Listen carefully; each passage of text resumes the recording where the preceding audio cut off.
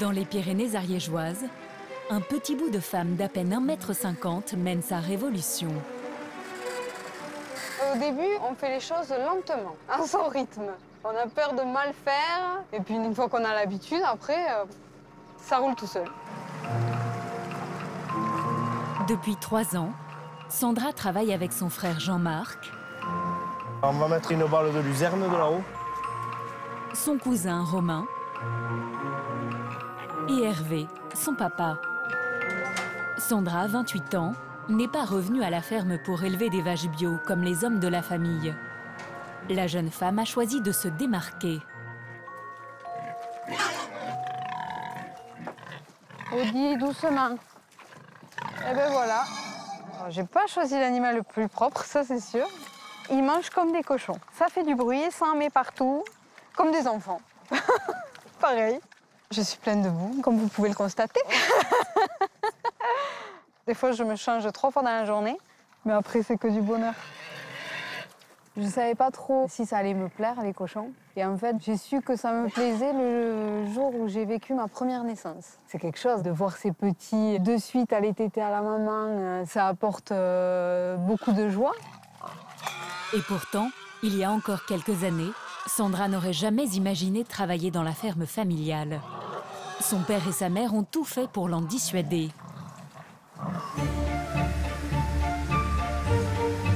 La jeune femme a choisi le même métier que sa mère, celui de coiffeuse. Eh bien, tu t'en es bien sortie, t'as pas perdu la langue. Attends, c'est pas fini. Après 8 années à jouer du ciseau et de la brosse, Sandra en a eu assez. Elle a convaincu toute la famille qu'elle avait sa place à la ferme. Irène, sa grand-mère, a été la première à l'encourager. Avant, elle n'aurait pas pu le faire, s'installer toute seule. La famille ne lui aurait pas donné l'opportunité. Les filles, ça valait pas les garçons. Et je suis très contente que les femmes puissent avoir leur mot à dire. C'est dur, mais elle en est capable. Ben, ça fait plaisir d'avoir le soutien de la famille. Chantal, elle, s'inquiète. Se marier avec une agricultrice, c'est pas facile. Elle a des horaires tels qu'il faut qu'elle trouve un garçon qui soit capable de rester seul souvent. Un garçon qui sache et faire le ménage, et faire la cuisine, et faire le... Il faut trouver quelqu'un qui aime la nature. C'est un manuel. Oh, c'est bien, c'est très bien. Elle m'a bien coiffée, malgré qu'elle change de métier. Irène croit en la force de sa petite fille. Dans quelques jours, Sandra sera au salon de l'agriculture et elle espère faire un carton avec sa charcuterie bio. Bonjour et bienvenue au salon de l'agriculture. Avec ses 650 000 visiteurs, c'est le salon où tous les agriculteurs veulent être pour jouer dans la cour de la plus grande ferme de France. Allez! Chaque année, c'est la transhumance avec ses 4000 animaux qui débarquent à Paris. Des bêtes à cornes ou des bêtes à plumes. Les plus étonnants ou les plus câlins viennent vous séduire.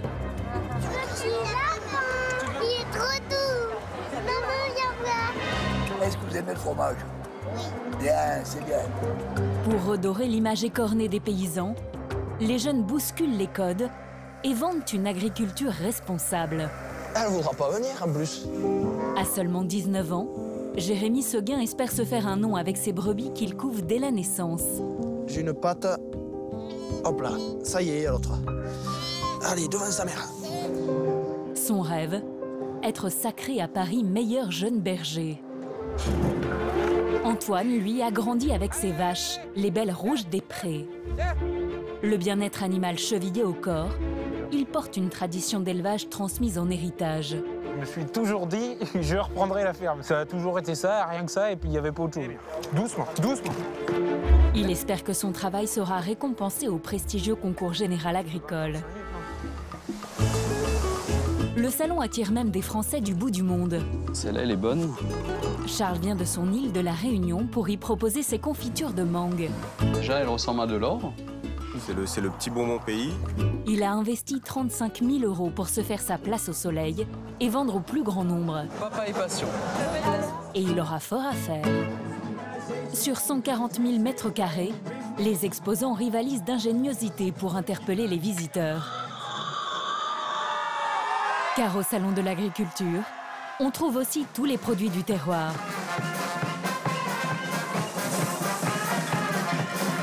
Regardez ça si c'est bon. Du steak de bœuf, de la tombe de vache de l'Ariège. Et tout ça pour un grand moment de bonheur. Côté coulisses, vous verrez comment les jurés opèrent leur sélection. Celle-là, je la mange les yeux fermés, je sais pas que c'est du cassis, ça. 24 heures sur 24, pendant 9 jours, la ferme tourne à plein régime, avec les jeunes en fer de lance. Moi, je suis prêt à relever le défi de montrer que non, on ne fait pas n'importe quoi, notre génération, on ne fait pas n'importe quoi. Voyage en terre de France, porte de Versailles. Thomas, ça va? Tu te lèves, Loulou? Bonjour, mon Loulou. Ça va? T'as bien dormi?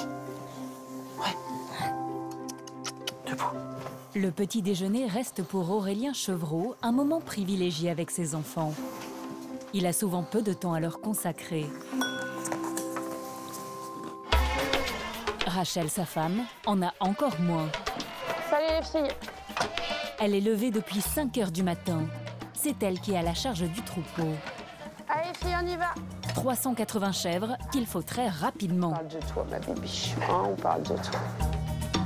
Je suis sûre que quand on aime nos animaux, tu fais déjà un peu de lait rien qu'en les aimant. Allez les filles, on y va.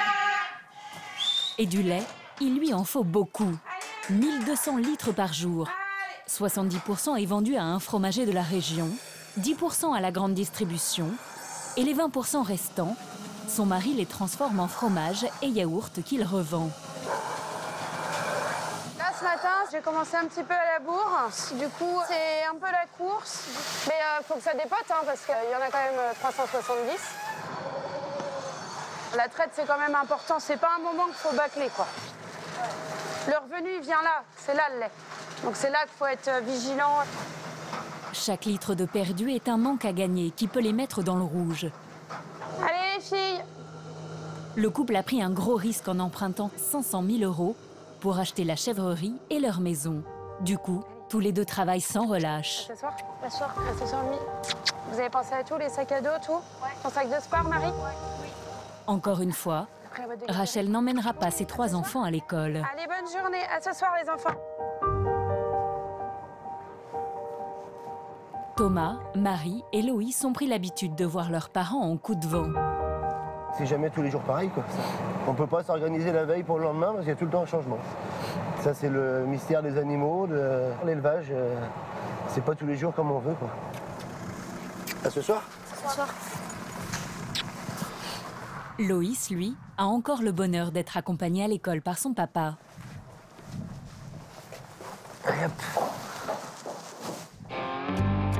De son côté, Rachel a déjà abattu 2 journées en une.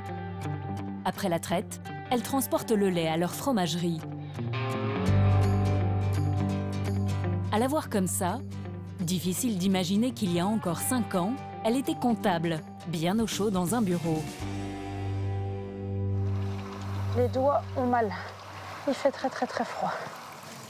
Mais même si aujourd'hui il fait 0 degré, revenir en arrière ne lui effleure même pas l'esprit. Je pense pas. Je suis loin du bureau, là. Loin du petit confort, de la chaleur. Mais tu regrettes pas ton bureau, là? Ah non, je regrette pas. Là, je suis bien, on est à l'air plein air, on respire, on est bien, on fait du soleil. Non, on est top. C'est revigorant, le froid. Ok, super. 10 heures, c'est au tour d'Aurélien d'entrer en scène. Est-ce que je peux mettre les moules là-bas sur l'autre table? C'est un jour important. Aurélien confectionne les 6 fromages de chèvre qu'il envoie au concours général du Salon de l'Agriculture. Comme Rachel, Aurélien n'a rien à voir avec le fromage. Il était employé chez un producteur de melons. J'ai appris sur le tas. C'est une copine fromagère qui m'a appris à faire de la tome. Donc j'étais chez elle une matinée, et elle a pris le lait et après on l'a fait ensemble. Et le lendemain, je l'ai faite et puis ça marchait, quoi. C'est avec de la tome de chèvre que le couple espère gagner une médaille. Et ils ont bon espoir. En une année, la création d'Aurélien a déjà remporté plusieurs prix régionaux. Je vais le faire. Je fais ma petite tambouille. Je mets mes ferments. C'est des bactéries vivantes qui vont acidifier le lait. J'ai ma petite recette, sauf que moi, j'ai peut-être pas les mêmes quantités que certains. Chacun a ses petits secrets. Pour le reste, le lait doit être brassé pendant 40 minutes à 33 degrés, puis il faut le laisser reposer. Pendant ce temps, il confectionne des yaourts, tout en gardant un œil sur la tome. Sorti trop tôt, le fromage ne prendra pas. Laissé trop longtemps, il solidifiera. Au moindre imprévu, tout est perdu. Et comme par hasard... Marie est malade, vous allez la chercher. Le collège. Au collège. Ah. Faut la rappeler. T'as répondu au collège ou... C'était un message. Faut essayer de les rappeler. Oui, je vais les rappeler. On n'a personne ici, on n'a pas de famille, donc du coup, faut y aller. Et là, il y a la fabrication de tomes qui ne peut pas attendre. Donc, à moins que Marie soit vraiment mourante, va falloir qu'elle patiente un petit peu. On perd pas la tome. Donc là, il est pris. Et on le voit, voilà. Le collège les a rassurés. Marie peut attendre. La tome réservée au concours, non. Surtout que son moelleux dépend de ce brassage. La fromagerie, c'est délicatesse. C'est du vivant, hein, le fromage. Hein. C'est de la matière, faut l'écouter. Il faut y aller doucement. Mais elle fait ça bien. Et je préfère qu'elle le fasse parce qu'on a un peu les poils. Différence de poils. Donc il y a un peu moins de poils sur Rachel. Beaucoup. Beaucoup moins de poils. Aurélien a accepté de nous révéler l'un de ses secrets. La forme du moule a une énorme importance. On a choisi d'avoir des moules plus hauts pour avoir un peu plus de goût et qui restent fondantes à cœur sans ne trop sécher. Que plus une tome est petite, plus elle est petite et plus ça va sécher vite, rapidement. On va essayer d'avoir le top du top, d'avoir une tome douce, jeune et fruitée. Si on n'y croit pas, on ne fait pas de concours, en fait. Parce que le concours à Paris, alors les médailles, c'est les plus jolies pour nous. Et c'est aussi le concours qui coûte le plus cher, quoi. Là, on a inscrit 6 produits, 6 catégories. Et on en a pour plus de 700 €. Ce qui, pour nous, représente... Enfin, c'est pas un salaire, mais presque, quoi. On se dit, on le met en jeu, donc il faut y croire. On est joueurs, on aime bien... c'est pas la compétition, mais c'est du challenge, c'est envie de toujours faire mieux. Si les juges leur décernent une médaille d'or, Rachel et Aurélien espèrent exploser leur vente. L'année dernière, avec une médaille de bronze sur le Chanteloup, la vente avait augmenté de 30%. Le couple a besoin de cet argent. Coucou, ça va? Ça va. Allez, go. Du coup, les enfants, ça s'est bien passé? Mon mari, ton ventre, ça a été après? Bon, j'ai pas trop mangé. Ouais. J'ai quand même mal au ventre. Si aujourd'hui Rachel a le temps d'aller chercher ses enfants, c'est parce qu'ils ont fait un énorme sacrifice financier. Ils ont engagé une apprentie pour 2 000 € par mois. Dur pour le porte-monnaie, mais vital pour la vie de famille. Attends, hop là. Avant, quand il n'y avait pas Ophélie, maman elle était embêtante. Elle pensait au chef, puis elle était fatiguée d'aller tout le temps à la traite, le matin et le soir. Elle rentrait, elle nous criait dessus. Aujourd'hui, c'est beaucoup mieux. Je reprochais qu'elle préférait le boulot que nous et que nous, on comptait pour du beurre, en fait. Parce qu'en voyant tout ce qu'elle dit aux chèvres, « Allez, mes chéris », des fois, elle nous le dit pas assez. J'étais jalouse des chèvres parce qu'ils étaient plus aimés que nous, mais maintenant, non. Voilà, c'est plus nous, les chéris, quoi. C'est dur quand même quand on entend ça, parce que la vérité, on se la prend en pleine gueule. Et du coup, là, ça me tord les tripes. Mais bien sûr que mes enfants, ils comptent 1000 fois plus que mes chèvres. Même si j'aime mes chèvres, je vous aime 100 millions de fois plus que les chèvres. Rachel et Aurélien espèrent que leurs sacrifices seront récompensés à Paris par une, voire plusieurs médailles au salon.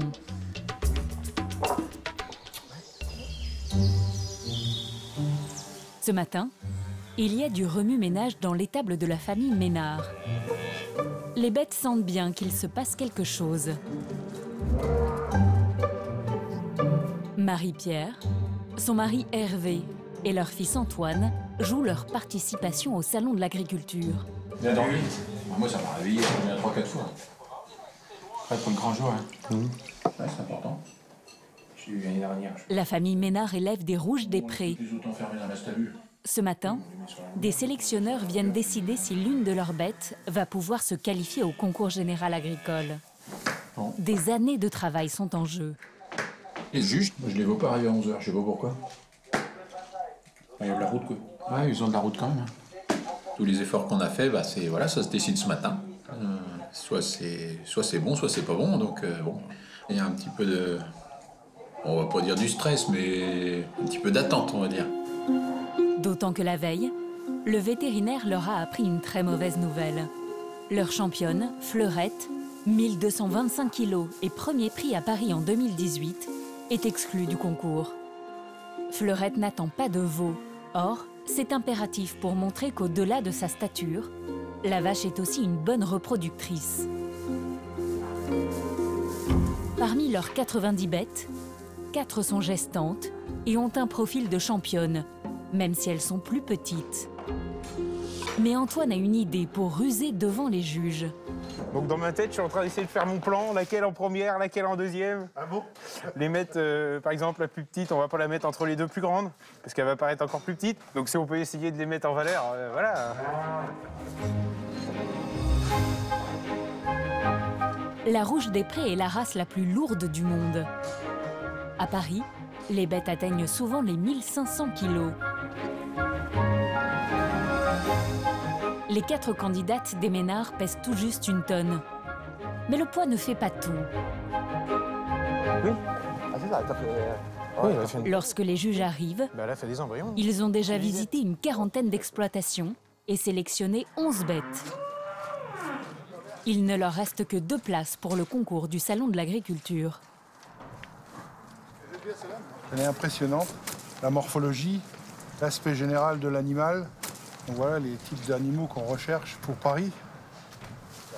C'est carré pas ça là.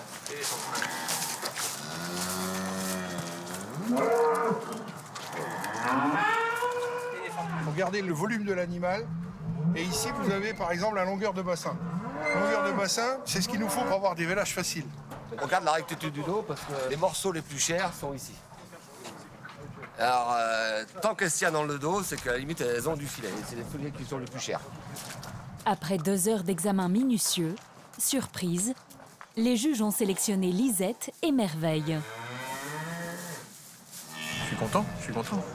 Parce que je pense qu'ils sont impressionnés, donc... ouais. Je pense qu'ils en ont pris plein les yeux. Allez! Hervé est fier et heureux pour son fils. Allez!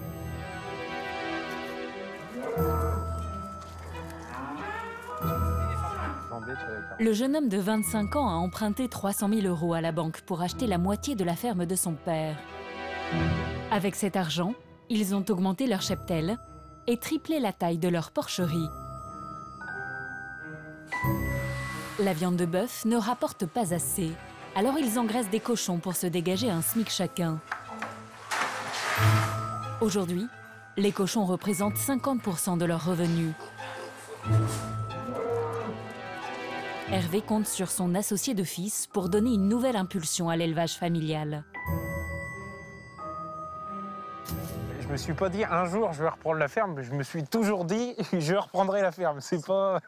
C'était même pas une question que je me suis posée, ça a toujours été ça, rien que ça, et puis il n'y avait pas autre chose. Tout petit, j'allais dire, il était dans son berceau, il avait des tracteurs et des vaches dans les mains, quoi. Donc, quelque part, ça ne nous surprenait même pas, c'était une évidence. Non seulement c'est bien qu'il y ait des jeunes qui reprennent, mais c'est indispensable. Parce qu'autrement, l'agriculture, c'est la mort annoncée. Hein. Hervé sait de quoi il parle. Ah oui, les filles. Antoine est le seul de ses 3 enfants à avoir l'agriculture dans le sang. Alors, Michette. Charlotte, 19 ans, la cadette, n'aurait repris la ferme pour rien au monde. Non, Olin. Toute son enfance, elle a vu ses parents trimer, sans jamais se reposer. Aujourd'hui, elle est en école d'infirmière.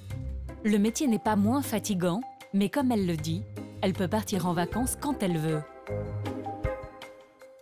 Le métier d'agriculteur, c'est dur parce que le rythme, c'est 7 jours sur 7, 24 sur 24. Les vaches, elles s'arrêtent pas de vivre la nuit. Donc, quand il y a un vélage la nuit, Antoine, il se lève, il est crevé le matin, mais il faut quand même qu'il se lève à 6 heures pour aller donner à manger. Donc oui, c'est astreignant.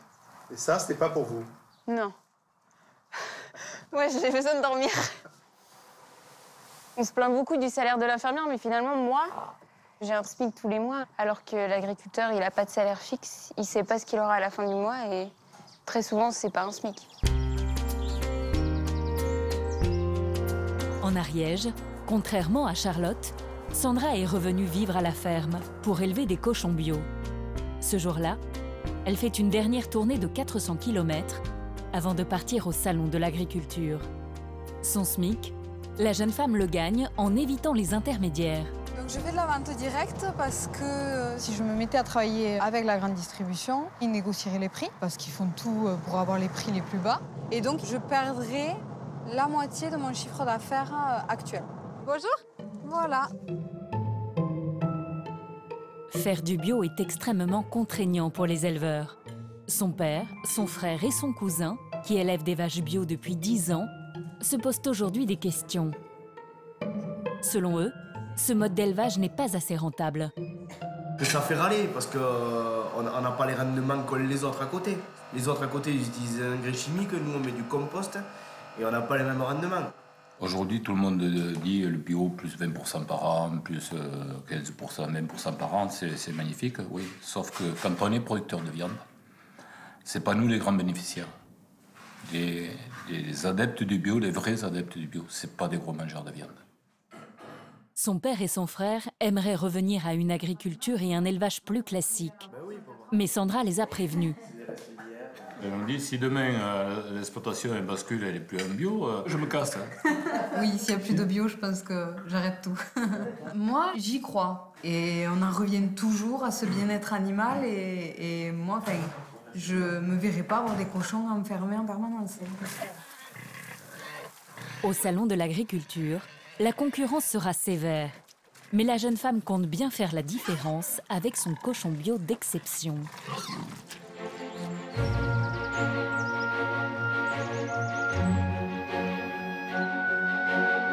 Dans le sud-est de la France, à quelques kilomètres des gorges du Tarn, le village de Soulages, en Lozère.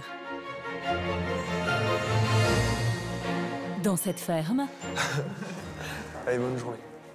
À ce soir, merci. À ce soir. Jérémy, 19 ans, est la 10e génération de paysans à prendre la relève de la bergerie familiale. C'est impressionnant comme bruit. C'est comme un peu les bébés, ça crie quand ça a faim, mais au moment où on ouvre les mangeoires, toutes s'y mettent, elles mangent et après elles disent plus rien. Et là, c'est le calme, quoi, en même temps. Effectivement, les 380 brebis mangent dans un silence presque religieux. Jérémy produit avec son père du lait pour le célèbre fromage de Roquefort. Dans la semaine, le jeune homme termine ses études au lycée agricole. Épreuve que les mentalités changent. Elle ne voudra pas venir, en plus. Ses professeurs lui apprennent à respecter les animaux, même si le travail doit être exécuté rapidement. Donc, la tête contre les côtes, en déséquilibre. Et là, voilà.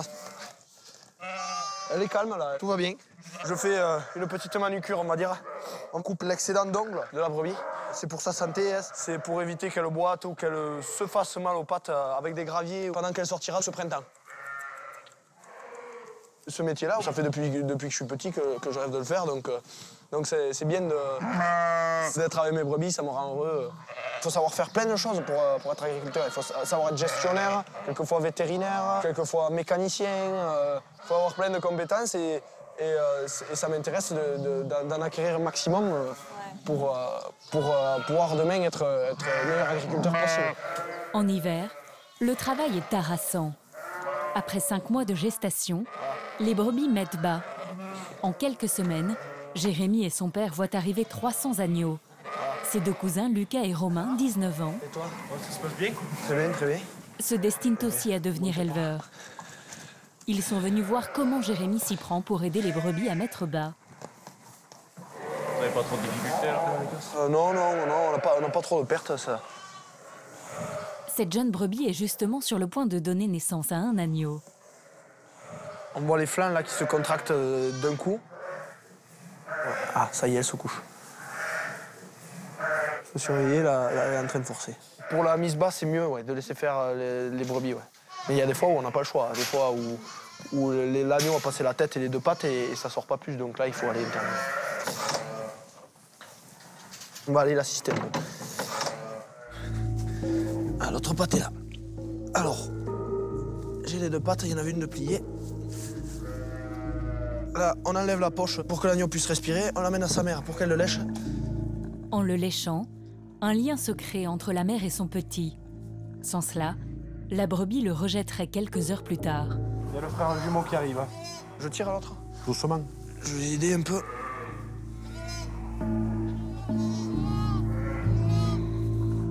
Allez. J'ai une patte.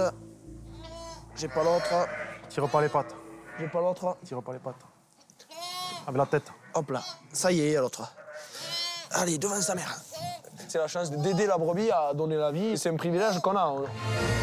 Jérémy espère maintenant que, comme aujourd'hui, sa main ne tremblera pas lors des sélections régionales du meilleur berger. Ce sera son passeport pour la grande finale des Olympiades qui aura lieu à Paris, au Salon de l'Agriculture. Mais avant d'y aller, il faudra battre ses deux cousins. Le concours des Olympiades, c'est un peu comme un jeu parce qu'on se taquine par rapport à ça, aux résultats. On est là pour participer, pour montrer l'élevage au vin, mais bon, on a quand même envie d'une petite part de gagner, de montrer qu'on peut être là. Il y a un aspect de compétition. Et elle va être sévère. Il y aura face à eux 68 candidats pour seulement 7 places.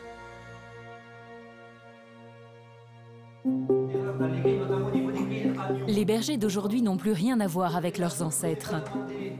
Les épreuves théoriques sont aussi importantes que l'aspect manuel. Jérémy et ses cousins doivent répondre à une vingtaine de questions. Savoir différencier les races ou connaître les modes de reproduction. Et les épreuves pratiques sont loin d'être réduites à déplacer un troupeau ou asseoir une bête. Là, il faut déterminer rien qu'au toucher si la brebis est apte à recevoir une insémination artificielle. Ils appellent ça une IA. Tu la mettrais à l'IA ou pas? Moi, je la mettrais pas à l'IA parce que c'est une brebis qui est un peu trop vieille, quoi. Je favoriserais les brebis plus jeunes. Merci à toi. Okay. Merci beaucoup. Au revoir. Après avoir exécuté une dizaine d'épreuves, en fin de journée, c'est l'heure des résultats. Les noms des sélectionnés défilent. 9 lycéens qui vont à Paris. Valentin Yoran. C'était le 6e sélectionné. Il ne reste plus qu'une place pour la finale à Paris. Premier lycéen qui monte à Paris. Seguin Jérémy Marvejol.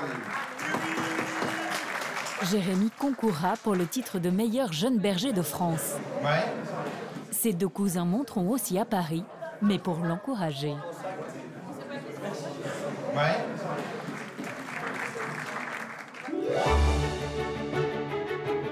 C'est enfin le grand jour pour Antoine, l'éleveur de rouge des prés.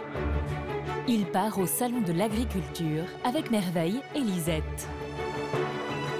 Si l'une d'elles est sacrée championne, il vendra les petits veaux plus de 4 000 € pièce, 2 fois le prix normal. De quoi lui donner, ainsi qu'à son père, un peu d'air financièrement. Et tout proche d'arriver. Ça fait 9 heures que les vaches sont dans le camion. On a une semaine pour montrer aux Parisiens ce qu'on fait, et enfin à la France entière même, je dirais, pour montrer que ce qu'on fait, c'est bien. Alors c'est une semaine où il ne faut pas souper, quoi. Antoine doit d'abord passer par plusieurs démarches administratives. Avant d'entrer, les carnets de santé des bêtes sont vérifiés, afin de limiter les risques d'épidémie. Tous ces contrôles prennent du temps. Le jeune éleveur est pressé de libérer sa vache. Là, je suis en train de regarder ma vache qui est dans le camion. Puis je vois qu'elle regarde, elle doit savoir où elle est arrivée. Elle est prête à descendre, elle attend. Mais le jeune homme n'est pas serein. Si Lisette s'énerve, elle peut se blesser. Alors il joue les acrobates. Doucement. Lisette, c'est bon, c'est fini, c'est fini. Il a peur de rien. Lisette. Attends.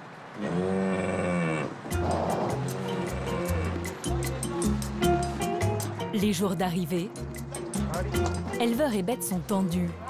Il faut dire que 500 bovins se croisent sur le parking. Ou plutôt l'Arche de Noé.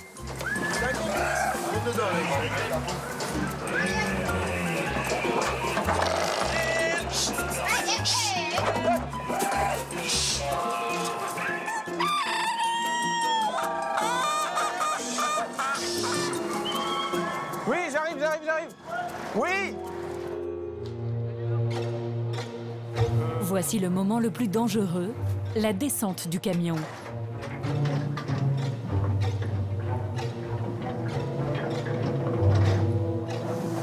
Doucement. Viens avec moi. Allez, viens, ma grosse. Avec 1000 kilos, Lisette n'est pas vraiment agile sur la planche.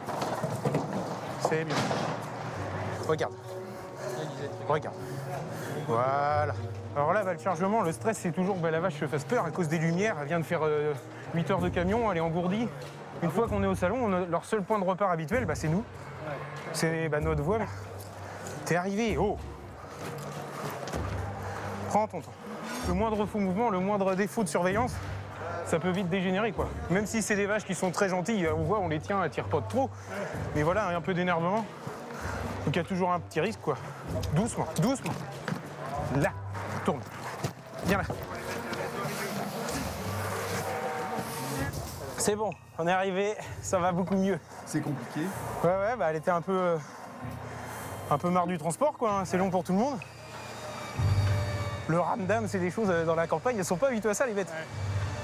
Antoine connaît bien sa Lisette. Quand elle fait sa tête de mule, c'est qu'elle n'est pas contente. Ah oui. Et je te gratte. C'est de caractère. T'as faim? Bah oui, ma pauvre. Vous vous connaissez bien tous les deux, non? Elle, je pense que oui, je la connais bien. C'est vrai? Pourquoi vous dites ça? J'étais là quand elle est née, puis depuis qu'elle est née, je la vois tous les jours. Sa vache avale entre 100 et 150 kilos de foin par jour. En dehors du transport, tous les frais liés aux bêtes sont pris en charge par l'organisation. Mais le livreur de foin a du retard. Tu peux pas attendre 5 minutes, non? Lisette a faim et elle le fait savoir. On en prend une en face, puis on leur rend quand notre foin il arrive. Attention, je fais d'une botte. On peut vous prendre une botte parce que. Nous aussi, on aimerait bien avoir du foin. On peut des salaires, ça, on va leur piquer. Elle est encore pas arrivée chez eux. Mais les salaires, on va leur piquer une botte.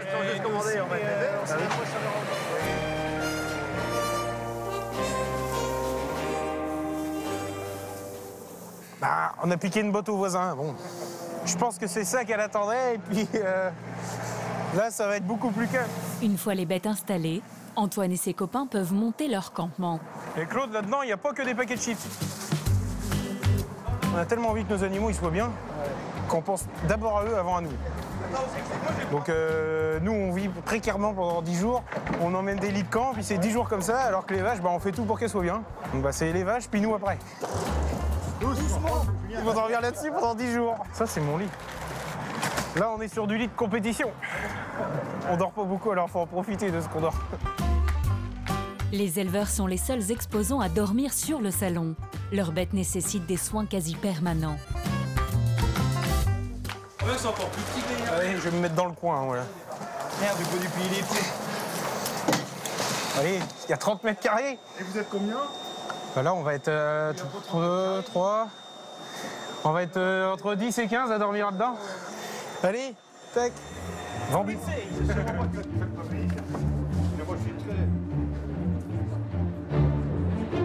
La nouvelle édition du salon commence fort. À 10 h, des dizaines de milliers de visiteurs arpentent déjà les allées. Chez les Ariégeois, les producteurs les attendent de pied ferme. Pour sa première participation, Sandra, l'éleveuse de cochons bio, termine sa mise en place.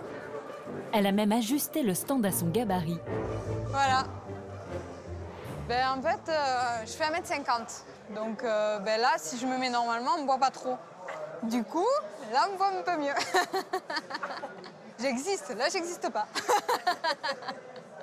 D'autant que Sandra n'est pas venue ici pour faire de la figuration. En plus, là, vous avez mal attaqué.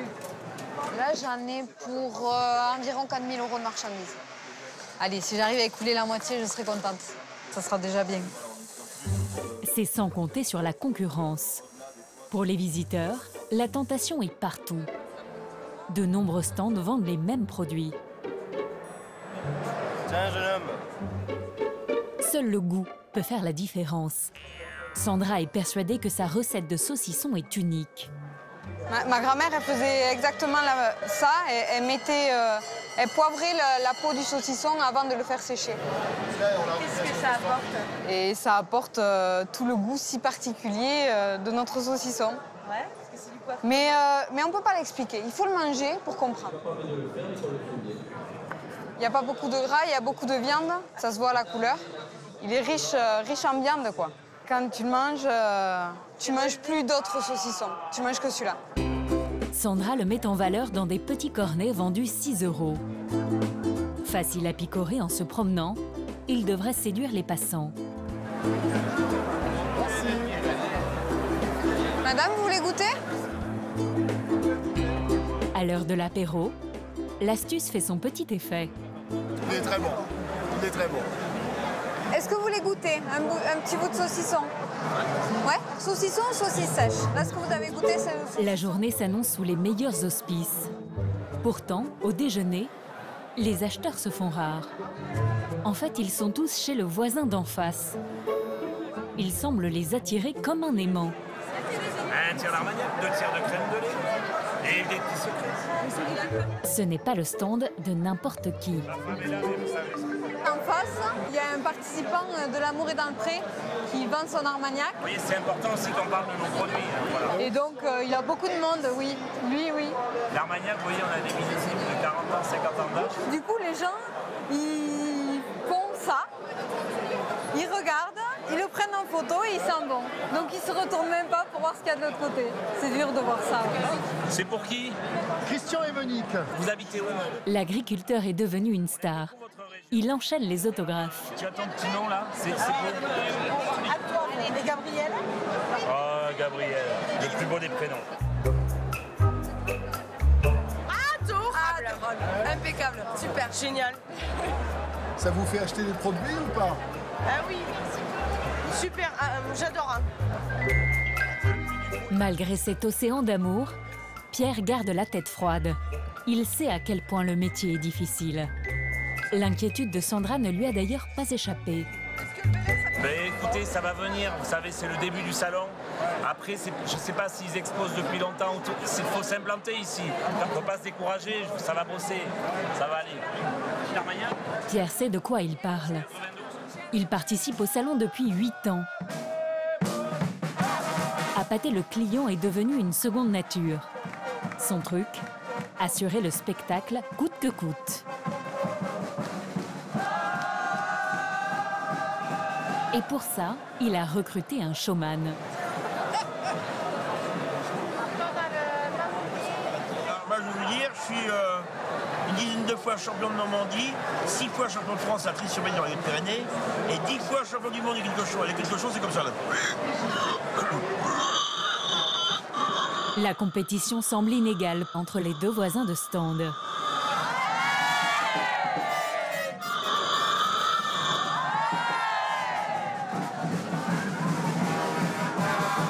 Mais la jeune femme ne se laisse pas abattre et donne le change. Pour elle, l'enjeu est trop grand.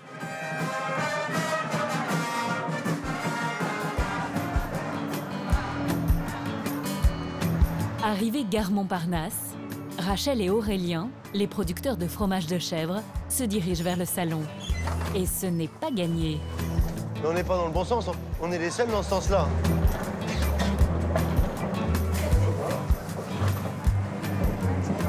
C'est entassé. Alors quand on nous dit pour le bien-être animal, pour pas que les chèvres soient serrés, j'aimerais bien qu'on parle du bien-être du métro. On est mieux chez nous. Les Parisiens, ils sont chauds. Mais non, c'est le Bronx. On arrive ici, c'est le Bronx. Pour rien au monde, j'échangerais ma vie, mais rien. Avance, Loulou. Tu prends la barre. La famille s'est offert 4 jours à Paris pour le plus grand bonheur des 3 enfants. La tour Eiffel, elle est au-dessus. Entre le transport et l'hôtel, ils ont dépensé 1 300 €, l'équivalent d'1 mois de salaire. Attention, Loulou. C'est là. Ça y est. Ça va être là, le salon, en fait. Mais pour l'emplacement, c'est gratuit. La région Nouvelle-Aquitaine leur a offert une place sur le stand du Poitou. Rachel, tu vas pas faire déguster la Chanteloup? Si. Là, vous avez que du fromage fermier. Tout est au lait cru. Il est affiné sur une feuille de châtaignier, comme ça. Celui-ci, pour ma part, Alors, prenez une petite part. Allez. Cette année, le couple présente 6 fromages au concours général agricole du salon. Mais quand ils voient le nombre de concurrents autour d'eux, ils doutent un peu de leur chance de gagner. Il y a un peu plus crémeux, si vous voulez. En or et l'or, c'est que c'est le must, c'est le summum, c'est le top. Si j'ai une médaille, je serais vraiment sûr de moi, sûr de mon produit. Je le suis aujourd'hui, mais pas assez confiant. L'année dernière, le couple a décroché une médaille de bronze avec sa brique, le Chanteloup. Pour 2020, ils visent l'or avec leur tome de chèvre revisité. Vous avez de la monnaie? Ouais. Ou je la rends pas, hein. Si, c'est mieux. Viva Mojito! Au-delà des rêves de médailles, au salon, près de 1000 exposants espèrent faire la culbute de l'année. Le pavillon numéro 5 est réservé à la gastronomie exotique. Les parfums qui s'échappent des stands vous envoient en un clin d'œil en vacances à l'autre bout du monde. C'est le Maroc, on en profite. Le Maroc s'est déplacé. Ça évite le billet d'avion. Alors, j'ai un souci sur le stand. On a un souci d'électricité. On n'a pas de lumière sur le stand. Tout est éteint. S'il vous plaît, merci. Charles vient de La Réunion. Il vend les saveurs des îles. Du rhum, mais surtout de la confiture. Sans lumière, ces produits ne sont pas mis en valeur. Et pendant ce temps-là, ses concurrents en profitent. L'électricien règle rapidement le problème, mais Charles aimerait repositionner les spots qu'il trouve mal placés. Monsieur, est-ce qu'il est possible de déplacer ça et de le mettre ici? Là, on peut pas, là. Pourquoi on peut pas? Parce qu'il n'y a plus de câblage, là. Ah ouais. Fais un geste. Essaie de voir si tu peux déplacer. Ouais, s'il te plaît. C'est loin aussi, cela, les tu vois un petit rhum après. Ah non, moi je vois pas. Bah, une petite confiture. C'est pas grave, je vais aller chercher. Il a réussi à vous convaincre? Ah bah ouais. Charles a des raisons d'être pointilleux. L'emplacement lui coûte 17 000 €. À cela, il faut ajouter les dépenses de la déco et le voyage avec sa marchandise depuis La Réunion. En tout, il a sorti 35 000 €. C'est parti. Vous voulez goûter? L'homme est condamné à vendre tout son stock. Confiture de lentilles. Alors, papaye passion. Charles doit écouler 1000 pots de confiture en 9 jours. Bon, là, c'est pas gagné. Tenez, madame. Mais la plupart du temps, il arrive à convaincre. Alors, ça fait 84, je vous fais 80. Pour booster ses ventes, l'homme compte sur un fruit qui pousse sur son île. Une fois cuisiné à la perfection, son goût le mènera peut-être vers une médaille au Salon de l'Agriculture. Nous avons suivi Charles dans la quête de ce fruit d'exception. Parmi les 1000 variétés, une seule l'intéresse. Elle pousse sur les hauteurs de l'île. À première vue, cela ressemble à des pommes. Celle-là, elle est bonne. Et c'est comme ça que je veux. Ok. Et pourtant, ce sont des mangues. Plus exactement, des mangues José. Les producteurs, comme Pierre-Olivier, la surnomment le bonbon des îles. C'est la mangue de la Réunion. Et elle est tellement forte en goût, riche en sucre, que les Réunionnais l'adorent. C'est le petit bonbon pays. Charles a choisi la mangue José pour une seule raison. Excellent. En faire une confiture de compétition. La confiture doit avoir cette petite touche d'herbe sauvage à l'intérieur. Ça qui va être le grand défi. J'ai l'impression de voir une médaille d'or. À La Réunion, Charles est considéré comme le roi de la confiture. Un titre qui est loin d'être usurpé. La devanture de sa cuisine est couverte de récompenses locales, mais pas seulement. Il a aussi 3 médailles, bronze, argent et or, récoltées à Paris l'année dernière. Donc c'est un petit mur qui nous rappelle tous les matins qu'on fait du travail de qualité et qu'on doit le respecter. Voilà, c'est un peu ça. Charles emploie 4 salariés et produit 7 tonnes de confiture par an. Alors, les fruits de la passion. Bah, coupé Arnaud, je lui tiens. Mais sa belle aventure a failli tourner court. L'année dernière, 15 jours après le salon de l'agriculture, son laboratoire est détruit par un incendie. Charles ne peut répondre aux commandes des nouveaux clients attirés par ses médailles. Il a failli mettre la clé sous la porte. Mais l'homme en a vu d'autres. Avant de devenir confiturier il y a 6 ans par amour de la gastronomie, il a été maçon, commercial et restaurateur. Rien ne lui fait peur. Mais pour la confiture de mangue qu'il présentera au salon, c'est au calme, à la maison, qu'il se met au fourneau. Il a eu une idée, ajouter 10% de fruits de la passion afin de lui donner une note acidulée. Quant au sucre, il compte pour 55%. La mangue fait partie des produits les plus compliqués à cuisiner puisqu'elle accroche beaucoup, elle est lourde, elle est épaisse. Le secret, c'est de rester dessus, c'est de la surveiller. Hein. C'est pas de téléphone de la main, c'est rester concentré sur elle. Pas un moment d'égarement puisque ça peut aller très très vite. Pour éviter que la mangue ne colle au fond de la casserole, pas d'autre solution que de la remuer sans arrêt pendant 40 minutes. Ses 3 filles et sa femme sont ses meilleurs coachs et on peut dire qu'elles lui mettent la pression. Ça sent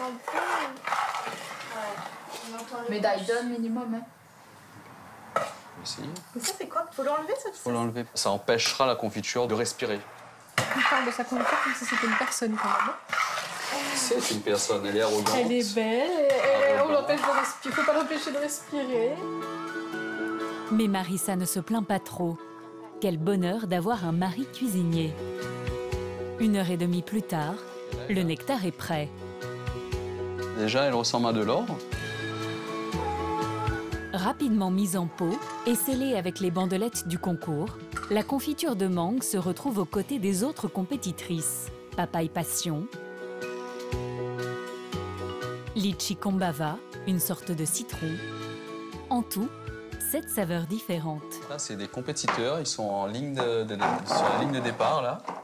Et ils sont tous prêts, alignés pour partir, là.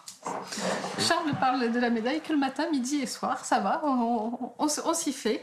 Et puis, dès qu'un concours est fini, on prépare le suivant.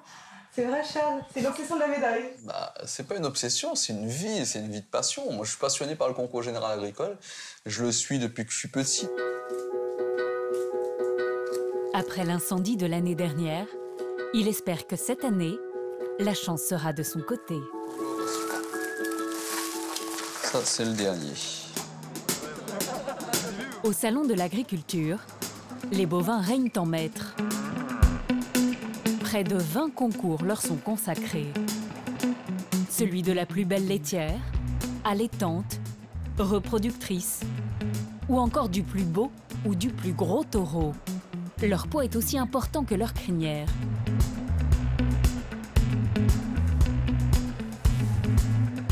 Lisette.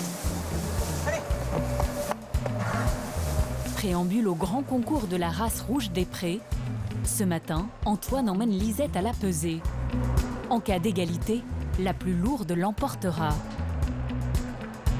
À son départ de la ferme, Lisette pesait tout juste 1 tonne. Avec le stress du voyage et le changement d'alimentation, Antoine craint qu'elle n'ait perdu du poids. Là, on va essayer de faire passer les 4 chiffres à la bascule. Viens, Lisette, doucement. Mais pour Lisette, le poids n'est pas le seul handicap. Son caractère de cochon risque de lui jouer des tours.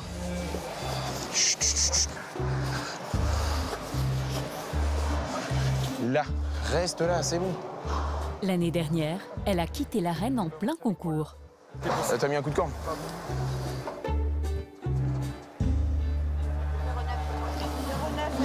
Viens avec moi, Lisette. Elle était déjà rentrée. 1051. Je suis content. C'est bien. Pourquoi? Moi, je m'étais mis 1000 dans ma tête, donc là, à peu près 1050 quasiment. Je crois que la concurrente, elle est à peu près exactement pareille. Ouais, il y a 1034 kilos, voilà bien. Lisette dépasse la tonne. Et sa concurrente. Antoine peut souffler et afficher fièrement ce score sur sa fiche d'identité. Entre 2 coups de corne... C'est fini les granulés, ma fille. Eh oh. Les énormes rouges des prés attirent le monde et les questions des enfants. Voilà, ça c'est une maman, ça c'est un papa. Non mais j'explique un peu les bases parce qu'ils disent qu'ils savent pas reconnaître les badges des taureaux. Donc je dis bah ça se voit mais...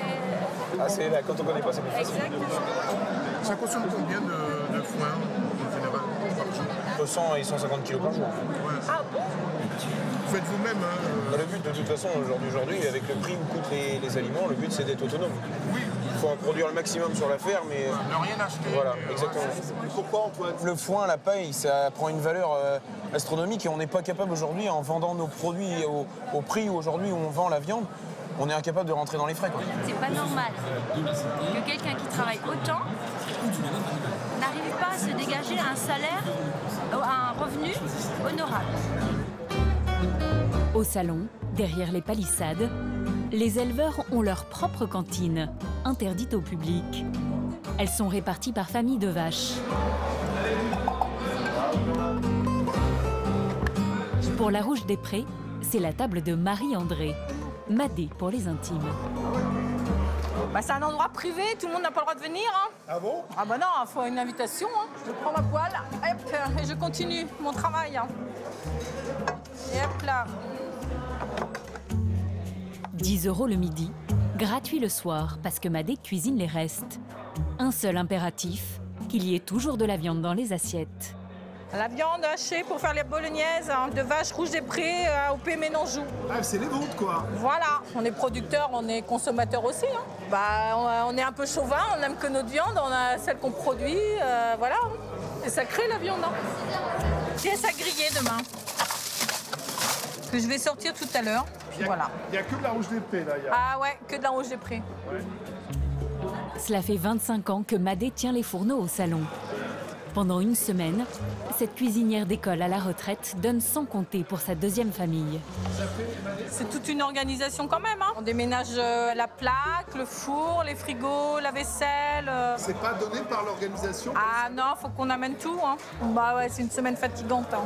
Bon, cette année, j'avais amené ma fille pour m'aider un peu. Ouais, fallait ça. La mère et la fille servent 50 repas midi et soir. Oh, ils sont affamés. T'en veux un peu plus? Bah là, je vais bien manger avec ça. Allez, mange. Même ton assiette, Arthur. Je sais que j'ai pas mangé hier soir, mais je veux. On va faut te rattraper alors. Mange. C'est pas qui c'est qui te mangera. Donc, je vais éviter de la contrarier. Et bon. Julie, les verres, tu les as pris où? Antoine, notre jeune éleveur, est un habitué. Le salon, c'est surtout ça, la bonne ambiance. On voit là, il y a beaucoup de monde dans la cantine pour venir manger. La cantine de Madé permet aux éleveurs dispersés aux 4 coins de leur région de se retrouver. Débordés par leur travail à la ferme, ils ont rarement l'occasion de discuter ensemble dans l'année. On a nos amis de la race blanc-bleu, là, et de bleu du Nord. Oh là là, attends, je refais. Donc là, on a des amis de la bleue du Nord. Puis du coup, on s'est rencontrés l'année dernière, et puis c'est l'occasion de pouvoir se revoir. Ils viennent d'arriver, donc on les a chopés dans les allées à l'improviste. On en profite pour boire un verre ensemble, quoi, échanger de ce qui s'est passé dans l'année. Le salon, c'est surtout ça, c'est se retrouver entre nous. Le jour où on aura plus cet espace qu'on a pour nous, on va dire, je sais pas si les éleveurs viendront encore. Bah oui, allez, trinquons. Bon bah allez, trinquez tous. Allez, trinquons là. Allez, viens. Malgré sa dureté, le métier d'agriculteur continue d'attirer des jeunes. En 2019, 6 000 d'entre eux sont venus renforcer les 560 000 exploitants agricoles français. Les femmes ne sont pas en reste. Mylène, 21 ans, vient de s'installer et demande des conseils. Pour avoir l'agrément, parce que quand tu fais les 3 jours, après tu as un agrément. T'installer, c'est pas compliqué, c'est plus que ça, c'est le parcours du combattant. Culture, c'est un métier, mais c'est surtout une passion avant tout. Alors, c'est important qu'il y ait des jeunes qui se lancent dedans pour continuer, justement. Heureusement que les jeunes ont la foi. Les anciens, eux, sont moins enthousiastes. Souvent éreintés par un labeur qui n'a cessé de s'intensifier ces 30 dernières années. Nos parents, dans les années 80, avec 20 vaches, ils vivaient correctement et ainsi de suite. Et aujourd'hui, on a quadruplé nos troupeaux et on vit pas mieux. Ça fait 15 ans que je suis installé. Ça fait 15 ans qu'on est en période difficile, donc c'est un gros problème. Non, non, dans 20 ans, ça ira mieux. On lâchera pas. Hein. Il a ça dans les tripes. De toute façon, les agriculteurs, c'est pas des gens qui lâchent. Hein. Si on est là, c'est qu'on y croit. On se dit que ça va revenir. Aujourd'hui, un agriculteur nourrit 60 personnes en moyenne, contre 15 il y a 40 ans. Et pour l'instant, l'arrivée des jeunes ne compense toujours pas les départs à la retraite. La persévérance, c'est bien, mais la reconnaissance, c'est mieux. Antoine espère la décrocher dans 2 jours, lors du concours général.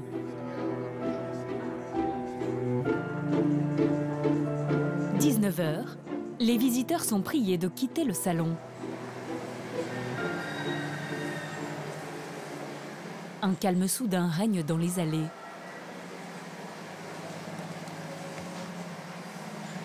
Et ce n'est pas pour déplaire aux animaux.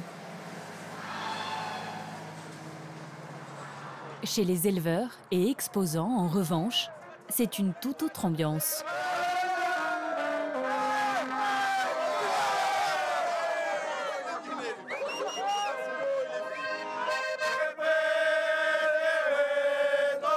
Sandra, la productrice de cochons bio, n'est pas mécontente d'abandonner la vente pour quelques heures.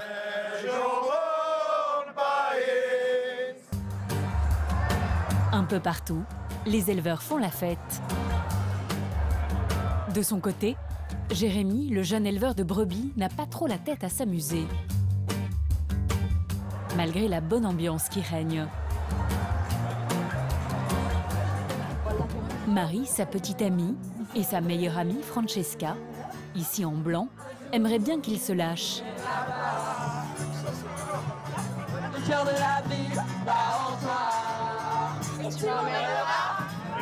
Mais demain, le jeune homme joue une partie de sa renommée lors du concours du meilleur berger de France.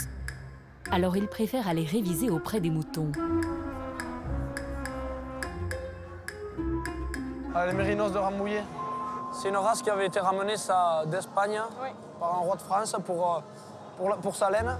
Et aujourd'hui, plus personne s'en sert parce que la laine n'est pas valorisée, mais c'est une race qui a été maintenue quand même pour avoir des diversités génétiques. En tant que futur berger, Jérémy se doit de connaître parfaitement les caractéristiques d'une 60aine de races de moutons. Mais il doit aussi être incollable sur l'alimentation. Ça me bon. Le foin de Croc, il est très réputé. C'est du foin de luxe, oui. Et puis il est assez complet. Celui-là, on voit qu'il est assez complet parce qu'il est quand même un peu grossier.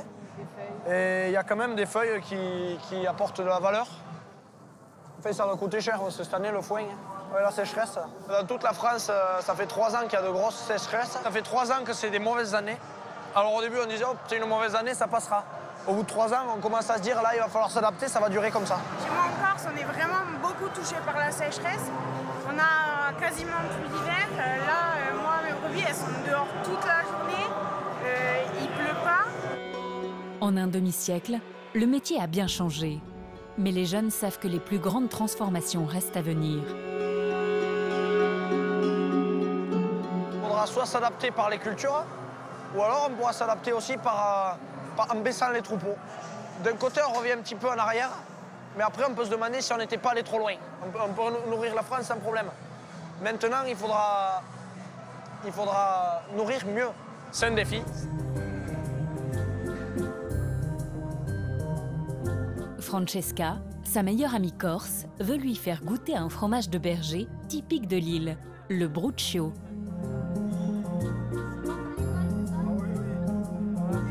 Mais Jérémy joue les difficiles, ou plutôt la taquine. C'est du caillé un peu plus salé, j'ai l'impression, un peu plus relevé. Ouais, c'est bon. sûr que c'est pas du Cantal après. Ah oui, si, goûte. Ça n'a rien à voir parce que déjà c'est du fromage de lactosérum, c'est-à-dire c'est un sous-produit qui est valorisé. Alors que chez nous, le lactosérum, c'est, ça fait de l'aliment porcin, mais c'est valorisé autrement. Mais là... Mais après, il y en a plus beaucoup là dans les vitrines. Ah ouais, c'est sûr. Même les Corses, elles font du bon fromage. Alors fromage de Corse ou du Cantal, ce n'est pas ce soir qu'on tranchera. D'autant plus qu'ils ont une belle surprise.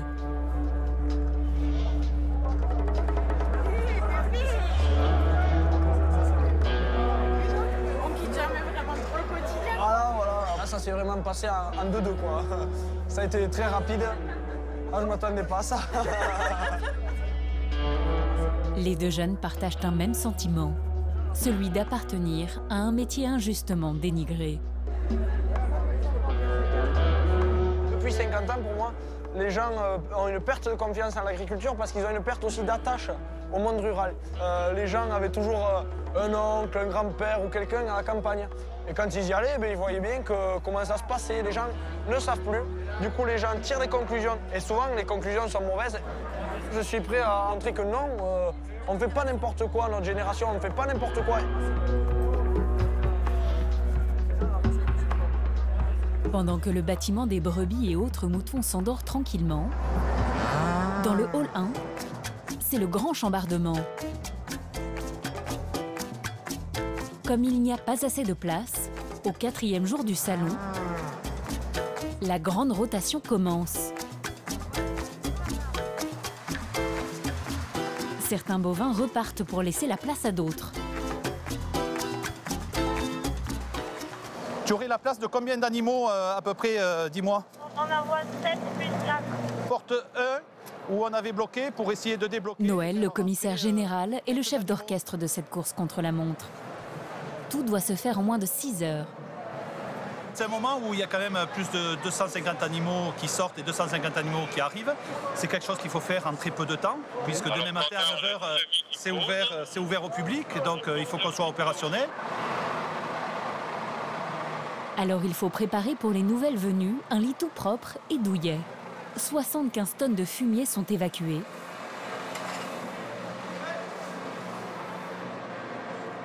« 30 tonnes de nouvelles pailles sont installées.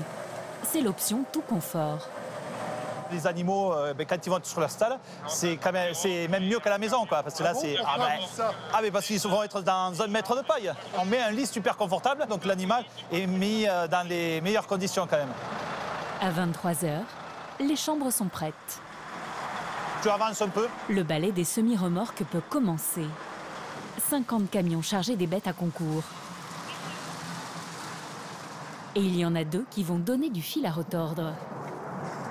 Antoine, l'éleveur de Rouge des Prés, est venu donner un coup de main à un ami éleveur.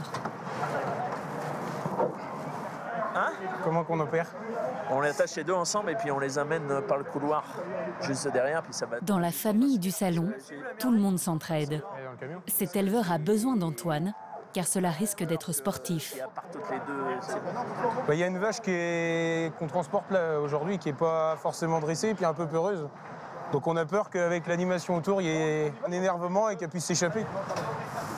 À la veille du concours, il faut tout faire pour éviter la blessure. Elle anéantirait le travail de plusieurs années.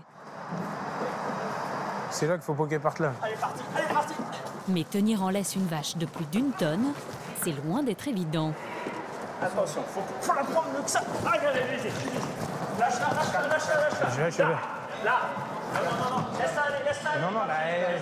Non, mais si elle part tout d'un coup... Elle a trouvé l'autre. Là, c'est la rotation. Il y a des animaux qui arrivent, qui partent. Donc, il faut toujours être très prudent. Il suffit une peur, un bout de plastique resté par terre dans le couloir. Des choses qu'elles ne sont pas habituées, quoi. Et puis, ça peut les suffire à leur faire une peur. Et donc, elles peuvent éventuellement s'échapper. Heureusement, la plupart du temps, c'est plus ambiance tapis rouge pour les nouveaux pensionnaires, qui prennent place sans encombre. De leur côté, Lisette et Merveille, les 2 vaches d'Antoine, ont désormais fait connaissance avec leur rival. Et l'éleveur semble confiant. Je devrais peut-être pas le dire, mais ça va pas mal. Ah bon? Ouais, si, moi, c'est sûr que ma vache, elle me plaît, après, il n'y a pas de souci. La médaille n'est peut-être pas si loin. Il est 2 h du matin. Les vaches peuvent dormir sur leurs 2 oreilles.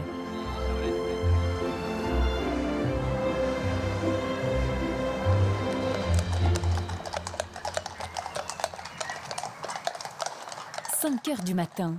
Qu'ils soient à Paris ou dans leur ferme, le rituel est toujours le même pour les éleveurs.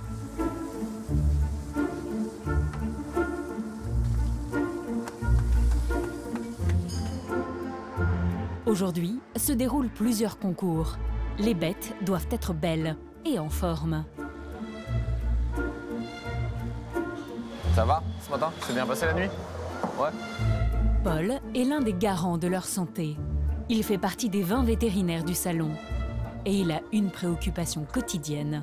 Il y fait très chaud, 25 degrés en moyenne. Comme pour nous, le chaud-froid et risque de rhume.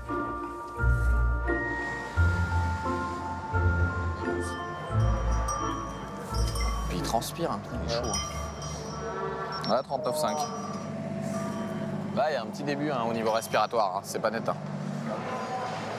Les bovins sont faits pour vivre entre 5 et 10 degrés, donc malheureusement dans le salon, c'est pas du tout les températures qu'on a. On a des températures élevées dans le salon. La majorité s'adapte très bien, mais on en a quelques-uns et c'est toujours pareil. C'est comme chez nous, les plus jeunes sont toujours les plus sensibles. Aux Aubrac, on a un gros de malade. Il est là-bas? Oui. C'est lequel? Ah oui. Lors des pics de fréquentation, le thermomètre frôle les 30 degrés dans les halls. Paul craint des pneumonies en chaîne. Et c'est exactement ce qui se passe.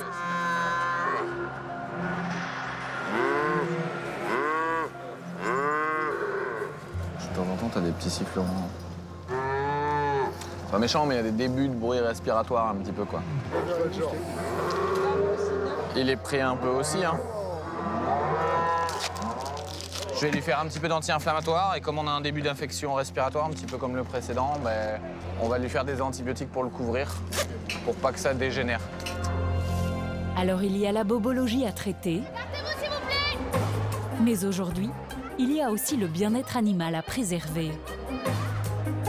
Parfois, la course au prix et aux médailles pousse les éleveurs à des excès. Bien sûr, elles doivent être belles et rasées de près. Mais pour les concours de vaches laitières, le critère majeur est d'avoir des pies parfaits. Les mamelles comptent pour 50% de la note. Le ligament qui tient la mamelle, là, qui passe au milieu, s'il est bien marqué, il ne doit pas s'effacer. Si jamais on avait trop de lait, si jamais on avait une inflammation de la mamelle, en fait, on a plus ce creux comme ça. Et ce qu'on va regarder aussi, c'est que ce que vous voyez sur la mamelle, c'est qu'on voit bien toute la vascularisation. Hein, on voit plein de petits vaisseaux, mais ça, c'est une bonne chose. Pour obtenir des mamelles bien gonflées et généreuses, il y a un moyen imparable. Ne pas les traire. C'est efficace, mais très douloureux pour la vache. Alors pour la première fois, le salon a mis un terme à cette pratique en imposant une échographie qui révèle les œdèmes provoqués par les mamelles trop pleines. Une première en France. Donc là, on vient regarder, là c'est parfait, il n'y a pas du tout d'œdème. En fait, on voit des vaisseaux, les zones noires, c'est des vaisseaux. Et au-dessus, ce qu'on regarde, c'est la zone blanche, en fait, qui peut être écartée par des lignes noires. Dans ces cas-là, c'est qu'il y a de l'œdème. Là, il n'y a rien du tout, c'est une vache qui a été parfaitement préparée. C'est bon, allez-y. Dans tout concours, hein, il y a des sportifs qui trichent, on peut imaginer des éleveurs qui trichent aussi. Il vaut mieux prévenir qu'attendre qu'il y ait des abus et quelque part qu'il y ait des vaches qui en souffrent. Là, on a des tout petites traces fines, mais il n'y a vraiment pas grand-chose. Hein. On est 1 cm, c'est jusque là, donc on a juste un tout petite trace. On a concours au championnat ou pas tout à l'heure? C'est possible, on espère. Il faudra peut-être soulager un petit peu. En fait, elle est bonne, hein. On est à 1 cm, donc on est dedans, mais oui, mais pour tout à l'heure, s'il y a plusieurs heures, il faudra peut-être mieux traire un petit peu. Ça marche? La priorité reste la vache. On les envoie traire directement et on les envoie pas sur le ring pour qu'ils aillent soulager la vache. On n'ait vraiment aucun risque de gêne pour l'animal à cause de cette inflammation qu'il peut y avoir au niveau de la mamelle. Aujourd'hui, les 150 éleveurs de la race Primoldstein jouent le jeu. Leurs vaches vont s'affronter sur le ring à la loyale. C'est bien de faire connaissance avant, l'habitude. Du côté des brebis, Jérémy entre dans l'arène pour le concours du meilleur berger de France. À 19 ans, il va se mesurer à 40 autres éleveurs, parmi les meilleurs du pays.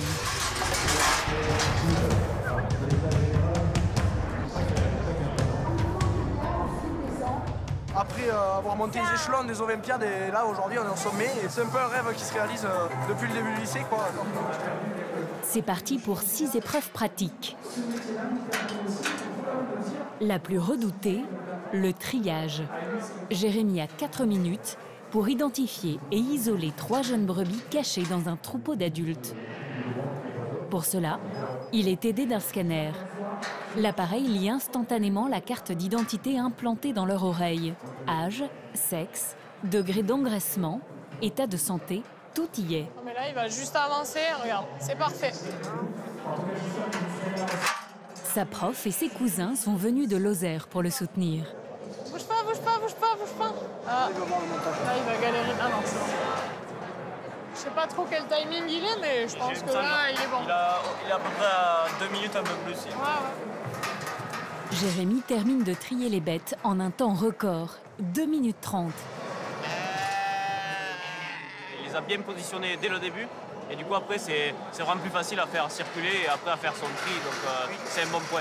J'espère qu'ils ont bien raison et que ça paiera comme ils le disent. Mais la prochaine épreuve va lui faire perdre le sourire.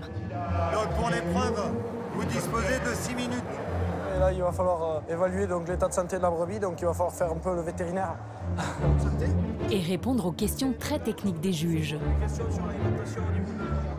Ça fait 8 dents en bas, les pinces, les premières mitoyennes, les deuxièmes mitoyennes et les coins. Elle est adulte? Oui, mais si on entre dans le détail des stades sur un cycle annuel. Ah, bon, elle n'a pas l'air à lactation, ça c'est sûr. Après, je sais pas trop. Sur la prise de température. Fin d'épreuve mitigée pour le jeune berger. C'est particulier. Sur l'interprétation, donc on était un peu incomplet. Il tente de se rassurer en observant ses concurrents, notamment sur l'épreuve de la brouette. Une technique efficace pour déplacer une brebis, mais pas facile à maîtriser. Dans les prochaines années, plus d'un éleveur de brebis sur 2 partira à la retraite. Remporter les Olympiades permettrait à Jérémy de se distinguer. C'est vraiment un gros plus sur le CV et c'est rien qu'à ce stade-là, ça m'ouvre déjà beaucoup de portes. Et si je monte sur le podium, c'est encore mieux. Pouvoir dire que j'ai gagné, ça veut dire c'est un gros plus. Le meilleur jeune berger de France, je pense qu'on a plus envie de le recruter que quelqu'un qui n'a pas fait le concours. Un petit rappel ce matin. Les résultats tomberont dans quelques heures. Parmi les autres distinctions les plus attendues, celle célébrant les meilleurs produits du terroir. Nathalie, la professeure de Jérémy, fait partie des jurés. Ce n'est pas une professionnelle, juste une passionnée de gastronomie. Pour être membre du jury, rien de plus simple. Il suffit de s'inscrire sur Internet. Le salon en sélectionne comme elle près de 1000 chaque année. Nathalie y participe pour la première fois. J'imaginais pas du tout ça, en fait. Ouais. C'est-à-dire c'est immense. C'est vraiment immense. Qu'est-ce que vous aviez imaginé? Je sais pas, des petits comités. Au final, je sais plus. En 9 jours, 22 000 produits seront goûtés. Parmi eux, la confiture de mangue de Charles, le Réunionnais. Et hop là, le bébé est coupé en deux. Allez, on va? Ou encore la tome de chèvre de Rachel et Aurélien. Mais aussi 16 000 alcools. Pas mal, je souris doucement parce que je vois des tables de rhum et je me dis, il est 9h30 du matin et déguster de Jérôme Master là. Je suis contente d'avoir de la confiture. Oh, génial! Confiture de cassis et confiture de cerise. On est sur des parfums très sucrés. Ça vous convient, ça? Ouais, c'est parfait. Alors, personnellement, en confiture, je connais rien. Ma profession, c'était de fabriquer des camions tactiques pour l'armée. Ah, bien! Ça n'a rien à voir. C'est loin de la confiture. C'est loin de la confiture. À la table de Nathalie, aucun professionnel. En revanche, à celle d'à côté, figure un fin gourmet, un champion du monde maître confiturier, Philippe Gardette. Mon vieux, En fait, je suis président de l'ordre des maîtres confituriers de France. On est bien placé. Bon, ça va. Quel honneur! On devrait passer un bon petit moment, hein, c'est clair. La confiture, elle ne doit pas être liquide, elle ne doit pas être dure, elle doit être souple, elle doit être facilement tartinable. On doit retrouver des morceaux. Quand on l'a en bouche, on doit trouver tout de suite le goût du fruit, sans réfléchir. Nathalie et ses voisins de table jugent 9 produits à l'aveugle, avec un barème défini sur plusieurs critères, comme la couleur, l'odeur, le goût bien sûr, mais aussi la granulosité. Chaque table peut décerner de 0 à 3 médailles. Ces macarons, vous les avez certainement vus en faisant vos courses.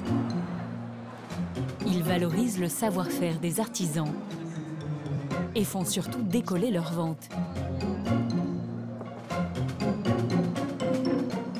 Celle-là, je la mange les yeux fermés, je sais pas que c'est du cassis, ça. Bon, ce qui me gêne un peu, c'est qu'il y a encore des pépins, mais bref... Moi, j'adore ça. Comment? Moi, j'adore ça. La confiture de Charles se trouve peut-être dans cette assiette ou bien dans celle-ci. Quant à la tome de Rachel et Aurélien, elle est peut-être là. Après une heure de dégustation, les jurés ont délibéré. À la table de Nathalie, ils ont attribué 3 médailles, dont une en or. Il y a un produit qui a fait l'unanimité, il y avait tout. Globalement, on considère qu'il n'y a pas de piste d'amélioration sur ce produit parce qu'il est excellent tel qu'il est, donc voilà. C'est voilà, gage aux consommateurs de dire si vous prenez ce produit-là, vous ne devriez pas être déçus. Donc on considère qu'il valait la médaille d'or. Avec beaucoup de granulosité. On sait que l'attribution d'une médaille sur certains producteurs, ça peut lancer la production, ça peut lancer les ventes, ça peut ouvrir des portes de vente aussi. Donc voilà, on sait que ça peut être important. C'est exactement ce qu'espère Charles, le confiturier, pour booster ses ventes. Faut que je m'occupe. Il attend les résultats avec impatience, surveillant son téléphone toutes les 5 minutes. Il a 7 confitures en compétition, dont sa fameuse mangue passion. Je suis à la recherche du résultat, on attend, donc on se dit mais peut-être que c'est de bonnes nouvelles, peut-être que c'est pas de bonnes nouvelles. Du coup on se fait des idées, ben non, peut-être qu'on l'a pas eu, après ben oui mais si, on doit être... ça fait, voilà, on se fait peur tout seul en fait. Nous sommes à la moitié du salon et Charles n'a pas encore amorti les 35 000 € que lui coûte son stand. Il n'a vendu que la moitié de son stock. Excusez-moi. Mais cette femme pourrait lui redonner le sourire. Davina est acheteuse pour un réseau d'épiceries fines. La personne qui fait le miel de Bamina. Elle profite du salon pour trouver des produits d'exception au meilleur prix. Est-ce que je pourrais faire goûter ça, le mélange boulanger? Ça, c'est pas mal. Vous l'avez en package, en coffret? Typiquement, c'est le genre de choses qui passe très bien en épicerie fine, en présentation comme ça, sur l'étagère. Ça correspond tout à fait à mon type de clientèle, en fait. La veille, Davina a repéré le stand de Charles. Elle souhaite lui racheter ses invendus. Fais-moi voir ton catalogue de prix, s'il te plaît. Mais pas question de payer le prix affiché, bien sûr. Alors, dis-moi. Tu restes à ce prix-là? Je reste à ce prix-là pour les arranger. Mais les confitures. Pareil. Il faut bien qu'on soit d'accord, là, sur les sujets. Parce qu'après, moi, je peux pas faire d'erreur. Hein. On va voir ça là-bas? Ouais. Les négociations vont se dérouler au calme. Davina le sait, Charles n'a aucun intérêt à repartir à la Réunion avec sa marchandise. D'abord, c'est une perte sèche pour lui. Ensuite, cela rajoute des frais de transport. Alors elle y va cash. Tu as combien? Qu'est-ce qu'il y a là? On a fait le point. Pour l'instant, je pense qu'on a 800 bouteilles de rhum et 700-800 confitures. Elle accepte de tout prendre si Charles fait un meilleur tarif. Alors il va baisser sa confiture de 30% et aussi le prix de son rhum. Vous lui achetez tout le stock du salon? Tout ce qui va rester, ouais. Et pourquoi? Pour ça? C'est-à-dire? Pour les prix. C'est parce que c'est bon, Charles est soulagé. C'est une très bonne nouvelle et ça va parce qu'on est sûr dimanche soir de partir avec un stock qui sera à zéro et de rembourser notre stand, de rembourser les frais engagés et d'avoir cette sérénité financière. Le banquier va être content, donc nous on va être contents aussi. Donc, En plus, Charles est toujours en course pour une médaille.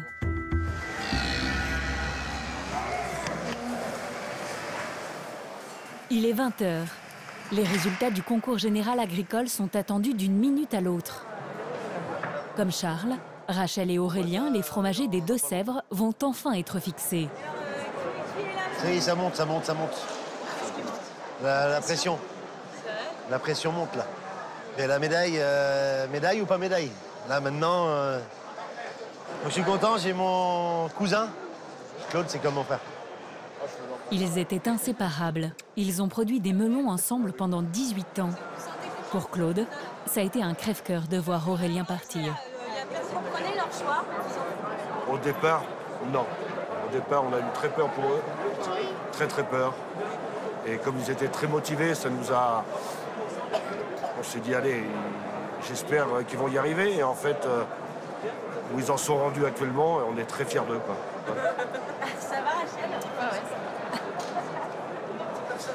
Non, mais ça touche parce que c'est vrai qu'au départ, on a certainement eu un projet de fou pour beaucoup.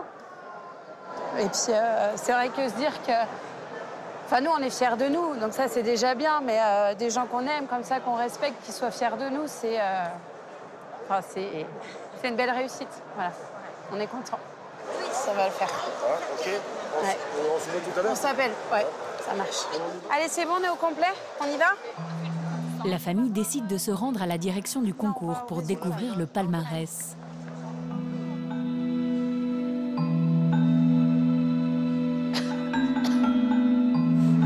Tu y crois quand même un peu? Ben, un peu, oui. Allez, on y va? Putain, si on n'a rien. C'est l'aboutissement de 5 ans de travail. Peut-être la fin de leurs ennuis financiers. Bonjour, monsieur Chevreau. Bonjour. Les résultats sont, ça y est, sortis, viennent juste de sortir. Félicitations. Vous avez un palmarès de 3 médailles. Une médaille d'or, une médaille d'argent, une médaille de bronze cette année.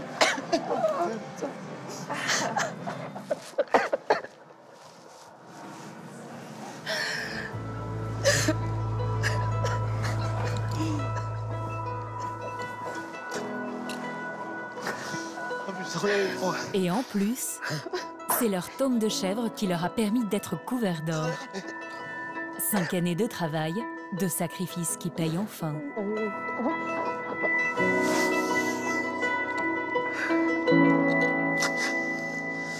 C'est la famille, c'est... En gros, on en chie, enfin... On en chie, on travaille pour ça, c'est... Et là, on l'a. Et l'or, c'est... J'aurais été content, mais l'or...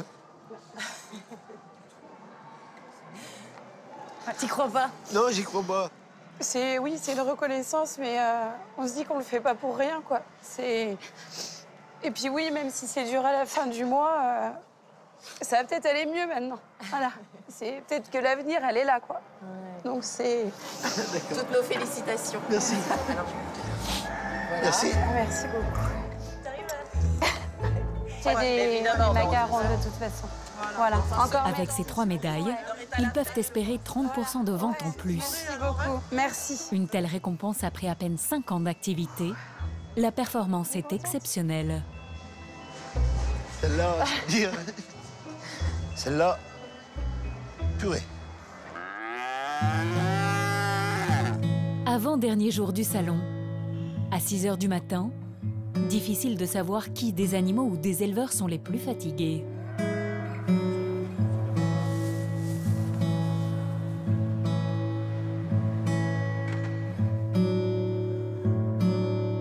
C'est la façon de leur dire bonjour. Puis ça les rassure, elles ont notre présence. Donc ouais, toujours leur dire qu'on est là. Et aujourd'hui, Lisette et Merveille en ont plus besoin que d'habitude. Salut Lisette. Dans quelques heures, elles seront sur la scène du concours.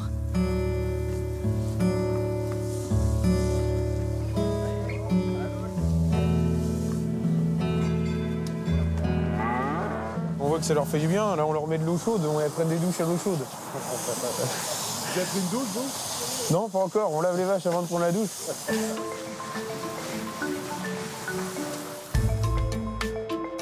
Toute la famille est venue encourager Antoine, y compris sa sœur. Cela fait 5 ans qu'il bichonne Lisette et Merveille pour une médaille. Hervé, son père, est déjà fier de lui. Il est stressé, le père. Ah, il y a un petit peu de pression là. On sent que la tension monte. Ouais, je pense qu'il est dans son truc et ça y est, il est en train de... Il rumine tranquillement. 5 rouges des prés sont en lice pour le titre de jeune femelle. Charlotte, la laque et tout. On leur met de la laque pour essayer de faire tenir le poil pour qu'elle soit jolie. C'est une vraie préparation comme un défilé. Il faut faire du tape à l'œil, donc faut que quand on rentre sur le ring, le juge il se dit c'est celle-là. Un artifice dont Lisette estime ne pas avoir besoin. Hop là. Attention, essaye de te donner un coup de pied. Elle n'a pas de poil, t'as raconté il faut. Bah non, c'est pour ça, j'arrête. Tu gaspilles de la laque. Allez, jeune, maintenant. À quelques mètres du ring, le mauvais caractère de Lisette revient au galop. Non. Eh oh, non, commence pas à t'énerver. Mais en grande professionnelle, une fois sur scène, elle défile sans le moindre faux pas.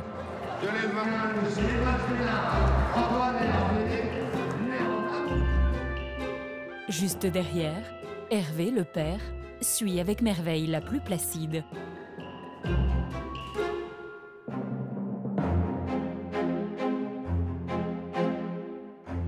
On va vous demander de mettre les animaux en ligne, le plus en ligne possible. Le juge est lui-même éleveur de la race. Il détaille minutieusement chaque candidate.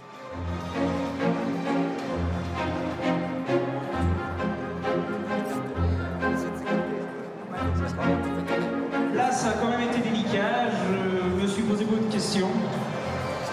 En première position, la jeune Lisette. Ça y est, c'est la consécration. Lisette et Antoine obtiennent la première place. Et c'est même coup double. Hervé et Merveille décrochent le 2e prix. On est plus détendu. J'y croyais pas vraiment, donc c'est encore plus beau. C'est bien, c'est bien.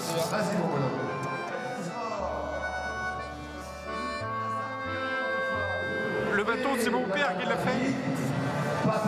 Il vient avec le bateau à mon père. Il nous regarde plus. Et ça, c'est bon. Tout ça, si on est là, c'est parce que derrière, il y avait mon père aussi qui était là. C'est lui qui a travaillé avant et puis nous, on récolte les fruits de ce qu'il a fait. Et ça, c'est super. Et on le partage tous les deux et là, on pense à lui en haut. Et ça, c'est beau, c'est beau.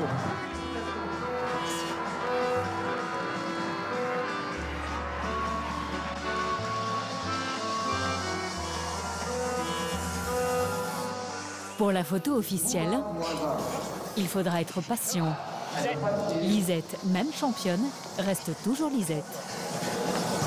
Hé Putain, c'est ça le caractère.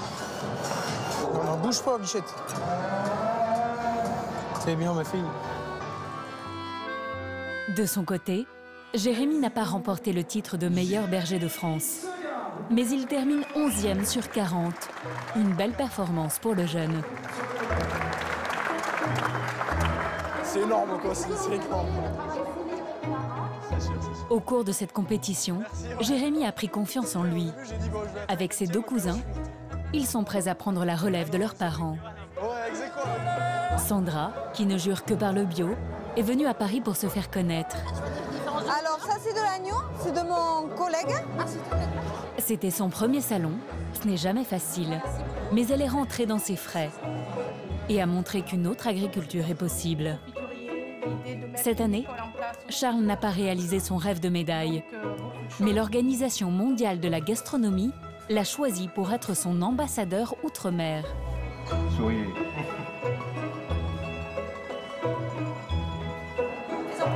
Quant à Rachel et Aurélien, tu veux que je les mette comment? Ils sont bien embêtés. 3 médailles au concours général, ça prend de la place sur leur stand de fromage de chèvre.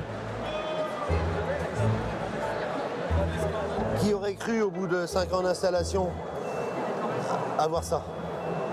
Même vous, vous y croyez pas? Là, j'y crois même pas ce que je mets.